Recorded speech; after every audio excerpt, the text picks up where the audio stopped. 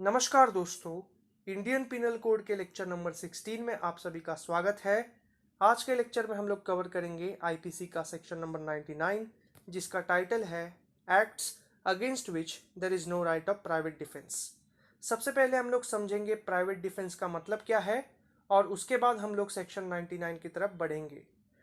Private defence का आसान भाषा में मतलब है सेल्फ डिफेंस, यानी अपने खुद के लिए बचाव करना। बेयर एक्ट के अंदर इसे हिंदी में कहा गया है निजी बचाव और मराठी में इसे कहा गया है खाजगी बचाव। आसान भाषा में अगर हम लोग कहें तो प्राइवेट डिफेंस का मतलब है अगर अपने खुद के बचाव के लिए हमने कोई एक्ट, एरर या फिर ओमिशन भी किया तो उसे क्राइम नहीं माना जाएगा। अभी आईपीसी का सेक्शन नंबर 99 ये कहता है कि ऐसे कौन कौन से एक्शंस हैं जिनके खिलाफ हमें प्राइवेट डिफेंस का ऑप्शन अवेलेबल नहीं है। यहाँ पर Indian penal code private defence को 3 एक्शंस में मानता है। प्राइवेट डिफेंस यानी अपने खुद के बचाव के लिए हमने किसी और के ऊपर मर्डर का प्रयास किया, ग्रीवियस हर्ट का या फिर हर्ट का प्रयास किया। इन 3 ही चीज़ों को प्राइवेट डिफेंस के अंदर गिना जाता है। बाकी जो सारी चीज़ें हैं यानी पुलिस कंप्लेंट करना या फिर पीसफुल तरीके से प्रोटेस्ट करना, ऐसे कॉन्स्टिट्यूशनल जो तरीके हैं उनको प्राइवेट डिफेंस के अंदर नहीं गिना जाता।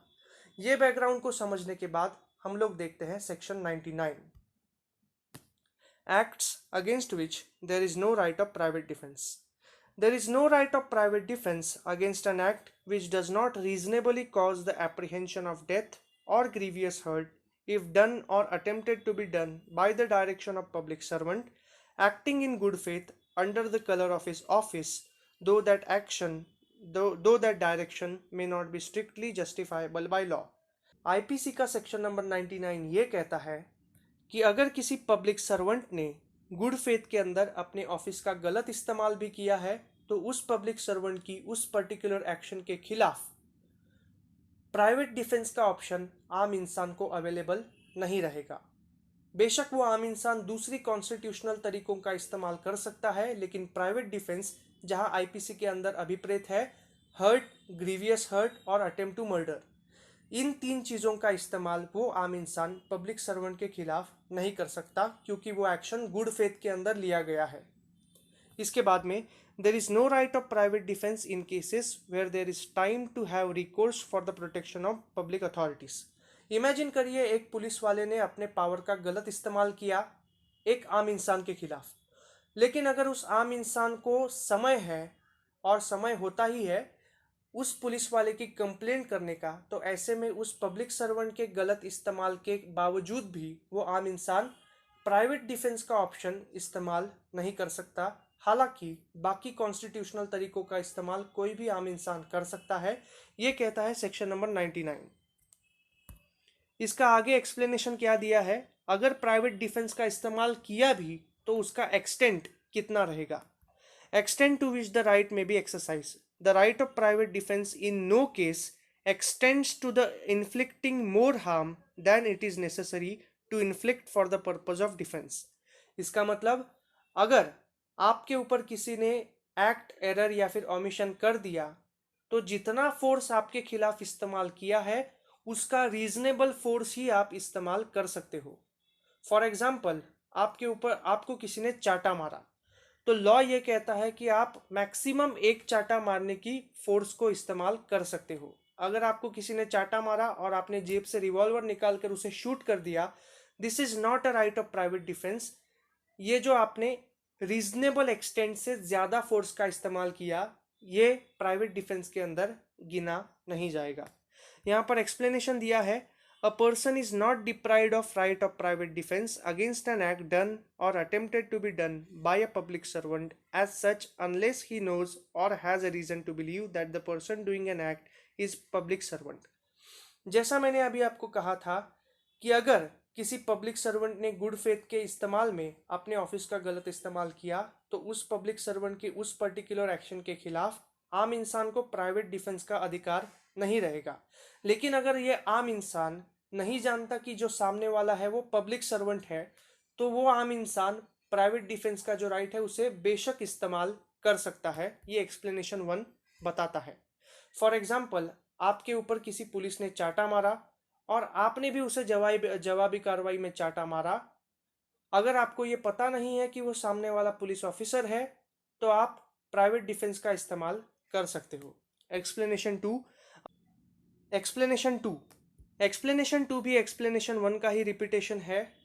यहाँ पर यह कहा गया है कि कोई एक इंसान पब्लिक सर्वेंट की अथॉरिटी के नीचे काम कर रहा है, और अगर उसने अपनी अथॉरिटी का गलत इस्तेमाल किया, और अगर सामने वाला आम इंसान ये जानता नहीं है कि जो सामने वाला इंसान है वो पब्लिक सर्वेंट की डायरेक्शन के नीचे काम कर रहा है, तो प्राइवेट डिफेंस का डिफेंस वो इस्तेमाल कर सकता है।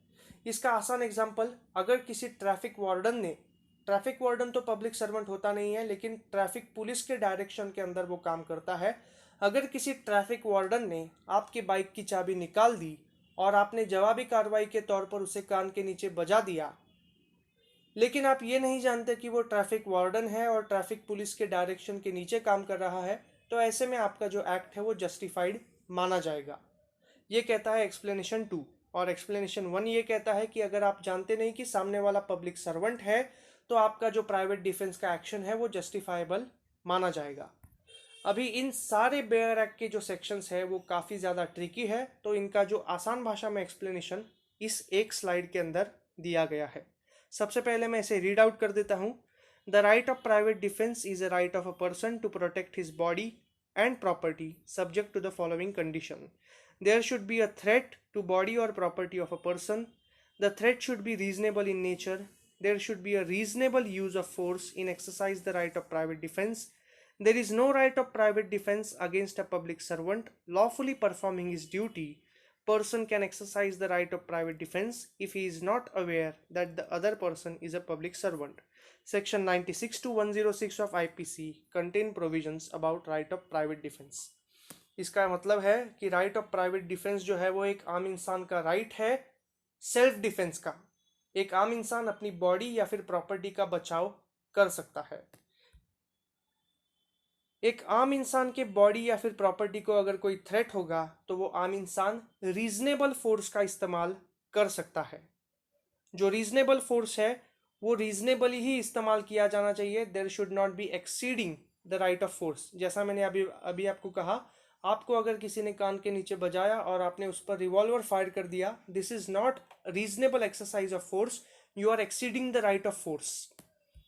इसके बाद में there is no right of private defence against a public servant. अगर कोई पब्लिक सर्वेंट लॉफुली परफॉर्म कर रहा है अपनी ड्यूटी, तो उस एक्शन के खिलाफ प्राइवेट डिफेंस का राइट अवेलेबल नहीं है। लेकिन अगर आप नहीं जानते, सेक्शन नंबर 5, अगर आप नहीं जानते कि सामने वाला पब्लिक सर्वेंट है या फिर पब्लिक सर्वेंट के डायरेक्शन पे काम कर रहा है, तो आप रीजनेबल फोर्स का इस्तेमाल कर सकते हैं। अगर आप नहीं जानते तो सेक्शन 96 टू 106 ऑफ आईपीसी, इसे याद रखना, इसके ऊपर कभी कभी एमसीक्यू निकल कर आ सकते हैं।